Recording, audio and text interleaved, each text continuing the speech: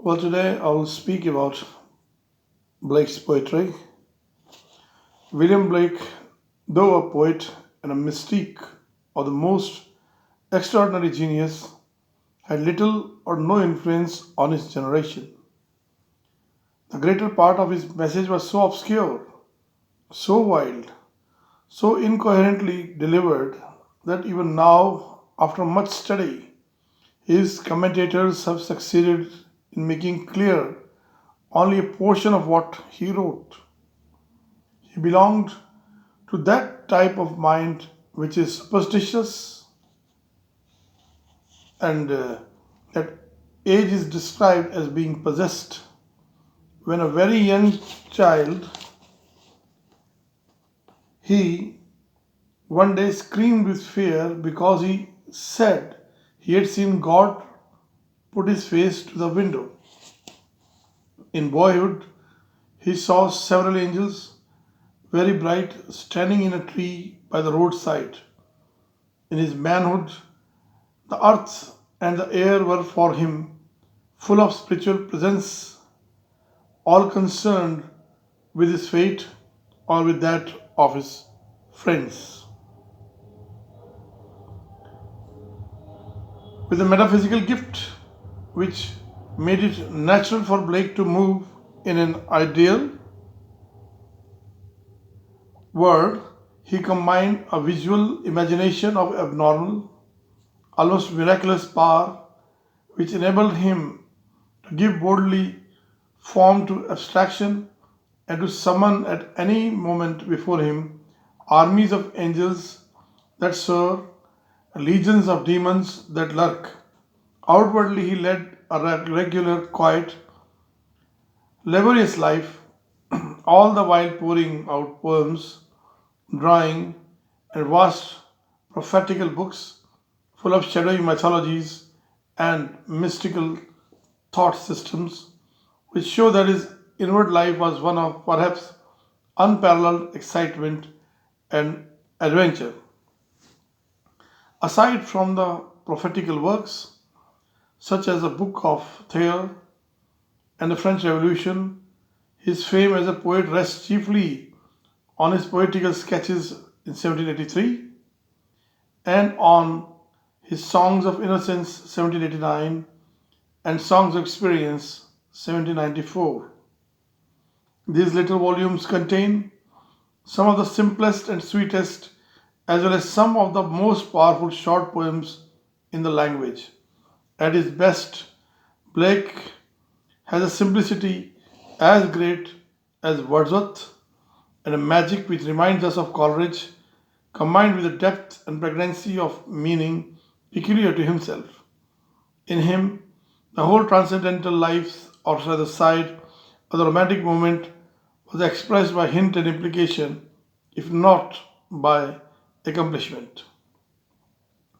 The most admirable of Blake's poems are to be found in his earlier volumes Poetical Sketches in 1783, Songs of Innocence 1789, and Songs of Experience 1794. These contain matchless lyrics which show him as almost entirely apart from 18th century influence and conventions. His models, as far as he has any, are the Elizabethan, though in poetical sketches there are some pieces of rhythmical poetical prose whose inspiration is Macpherson. In four lyrics on the reasons, or rather I would say on the seasons in this volume, he describes nature symbolically. Others of the poems are ballads, others are daintily small poems, which might almost have come from an Elizabethan, while others, again with their talk of the more than mortal fires that burns in his soul, sound a note of the visionary, a note to grow deeper and deeper later on. Songs of Innocence and Songs of Experience are companion collections of lyrics in which there are many pairs of poems, each in a different mood. In Blake's words, they were meant to show the two contrary states of the human soul, The tone of the first series is admirably sounded by the introductory Piping Down the Valley is Wild. The volume contains such lovely lyrics as The Lamb, Infant Joy, Cradle Song, and Holy Thursday, recording the happy procession of charity children to St. Paul's Cathedral, and a picture of the chimney sweeper in which little Tom was happy and warm. But in the companion series, the happy songs are changed. The symbol is no more the lamb, woolly bright, image of Christ, but the tiger, burning bright in the forest of the night. And Blake asks, did he who made the lamb make they? Holy Thursday is now viewed in the light of experience, and the procession of the children no longer gives the poet joy, but he is miserable to see so many poor babes fed with cold and usual hands. And the chimney sweeper too is now seen clothed in the clothes of death, and Blake is bitter again against those who go up to the Christ to pray while the misery of the innocent is around them. The rest of Blake's poetic work does not have the same appeal.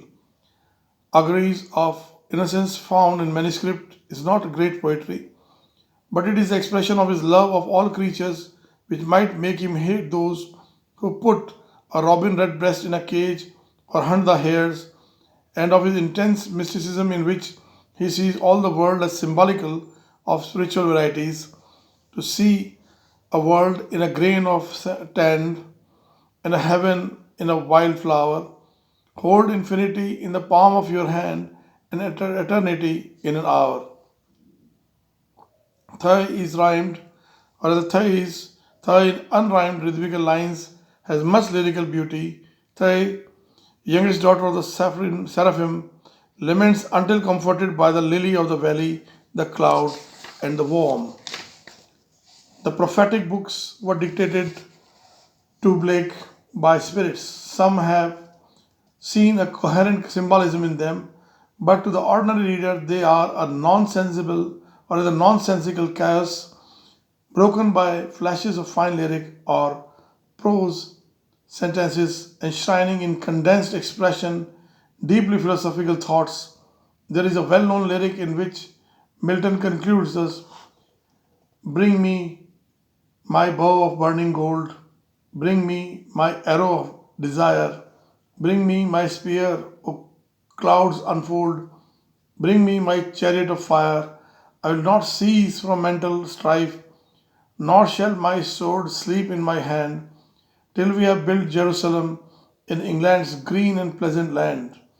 In the prose work called Marriage of Heaven and Hell, we have among the proverbs of hell the following: he whose face gives no light shall never become a star. The road of excess leads to the palaces of wisdom. Exuberance is beauty.